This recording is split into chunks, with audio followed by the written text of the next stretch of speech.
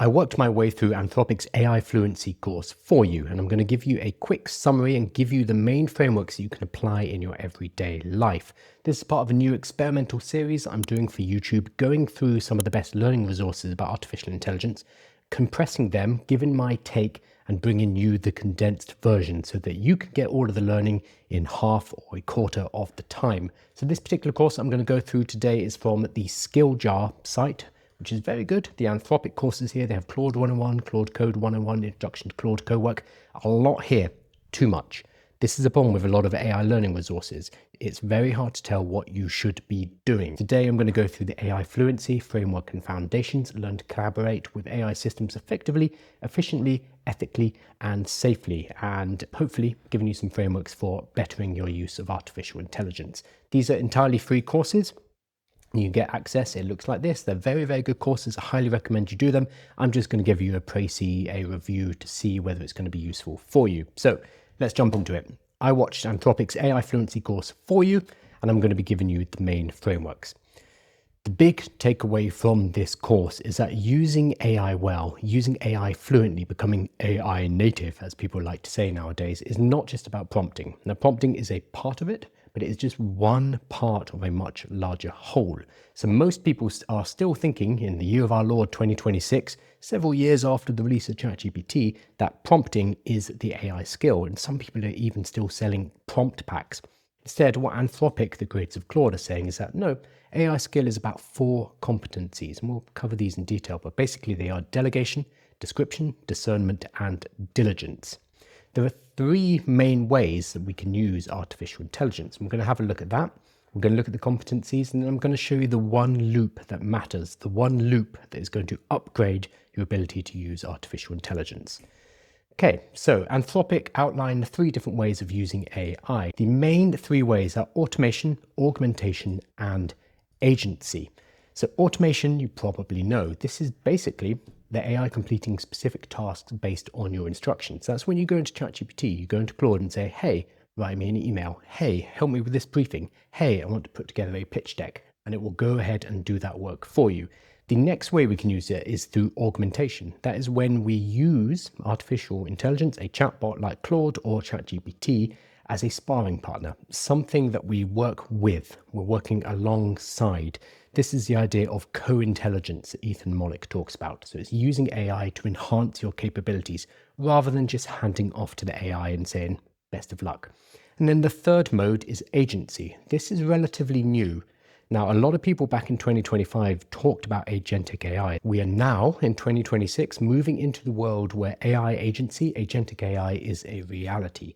And most of the most exciting advances in artificial intelligence are in things like Claude Code, in Codex, OpenClaw, Hermes, etc. These are agents, agentic systems that do the work for us.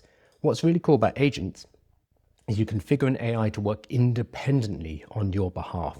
So it's very different to automation, where you give an instruction and it goes off. That's very much micromanagement. Agency is about you give it a goal, it will work out the best way to achieve that goal and go ahead and complete the action for you. Now, the course here then goes on to the 4 Ds. This is the core of this AI Fluency course. If we have a look at the course overview here, you can see that this is primarily the 4 Ds. So we have closer look at delegation, closer look at description, discernment, and diligence. This is the core of this course. And if you understand this framework, you're going to get the majority of this course immediately. So the 4 Ds, delegation, description, discernment, and diligence. Now, I'm not crazy about the fact that these are all Ds, and they've gone out of their way to make it so. It's confusing, Anthropic, when you call everything the same. So you're continuing the trend here. I'm not crazy about it, but here we are. So the 4 Ds, delegation, description, discernment, diligence. Let's have a look at what they are and how you can apply them in everyday life. Delegation. This is before you even start working with your AI. This is before you start typing a prompt, before you start speaking to your artificial intelligence. This is asking and taking a step, taking a beat and thinking, what should the AI be doing for me? What should stay with me as a human being? So coming back to the 3 ways of using AI, what should I just be automating? What should I use AI to augment? working alongside me, and what can I hand off entirely via agentic AI? We have to have this decision. We need to think about this because it is very tempting just to hand off everything to AI and hope for the best. But if you use AI a lot, you know that it's good at some things and bad at others. There is a jagged frontier. And if you use it for the wrong tasks, you're going to get terrible results. So you need to decide for you, for your workflows, what you delegate and what you keep yourself. The other day, I did a presentation on my content production loop. It's complex. Here's the diagram again. As you can see in this diagram here, I have broken up my entire process and I have delegated some work to artificial intelligence, whereas I have kept some elements for myself. I've kept the voice notes. I've kept doing the live streams like this that I'm doing right now. I've kept the post live and then the human edits of my newsletter, always done by a human, me, and the human recording of short form video that is done by me. You need to work out for your particular task, for your business, for whatever you use AI for, what you're going to give to the AI and what you're going to keep to yourself. We can't just give everything to the AI. So in real life, creating a first draft of an email, yeah, 100%, you can delegate that to the AI as long as you're checking it. The final opinion or the final decision on something, that's probably going to be something that you want. You can use the AI to research, you can use the AI to find information for you, to come up with options, but it should still be you who's making that decision.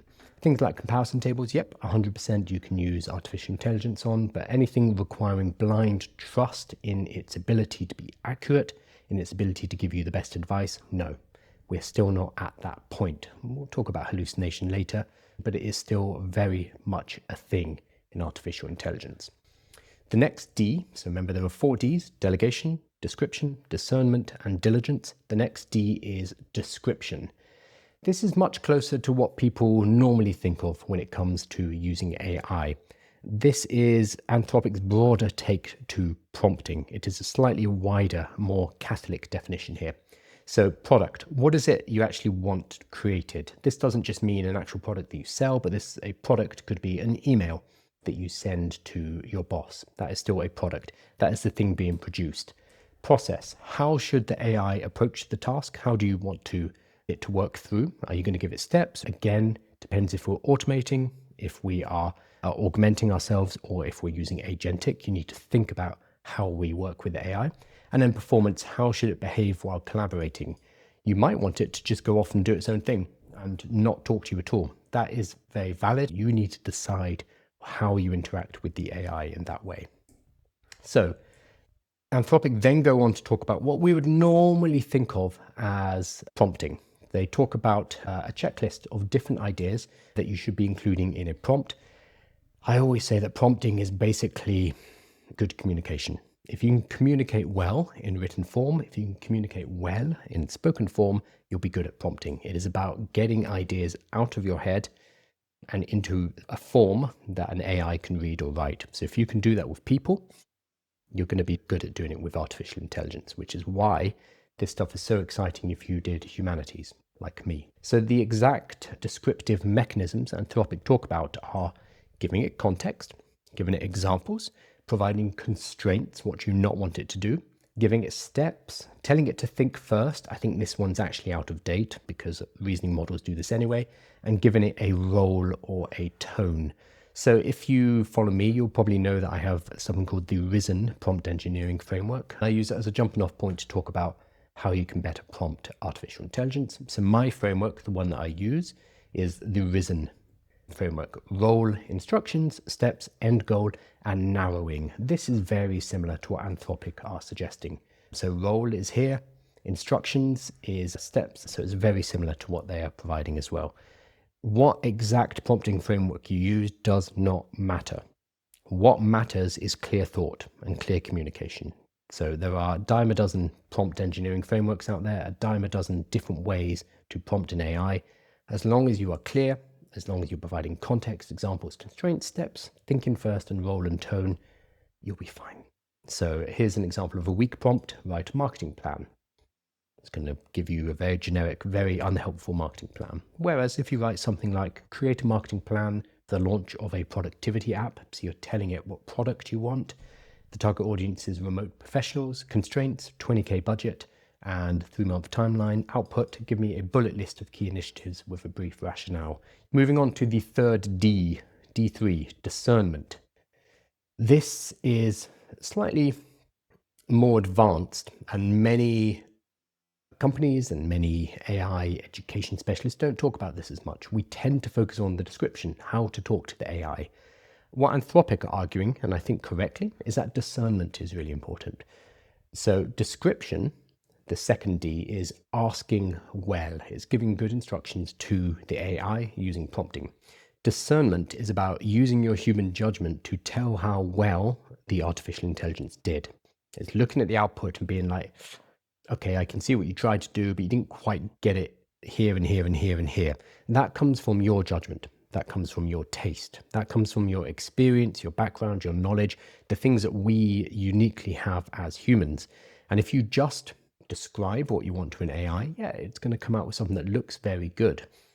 It may not actually be valuable. And it is our discernment and our ability as humans to judge whether or not it is valuable that means that output can become actually used in a workflow.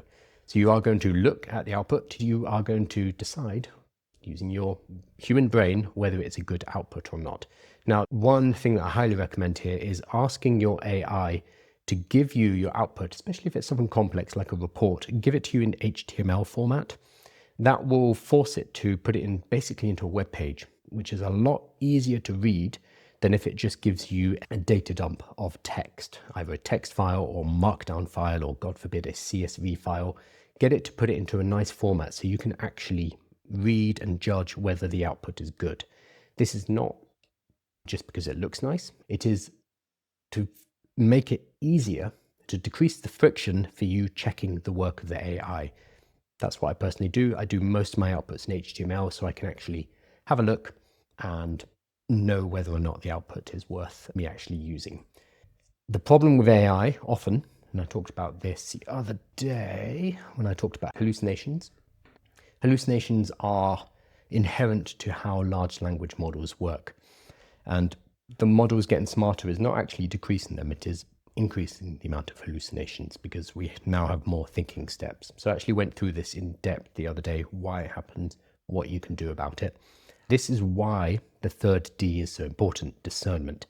This is why some jobs are still safe, because it requires somebody to actually read through the output and be like, oh, well, that's a load of shit.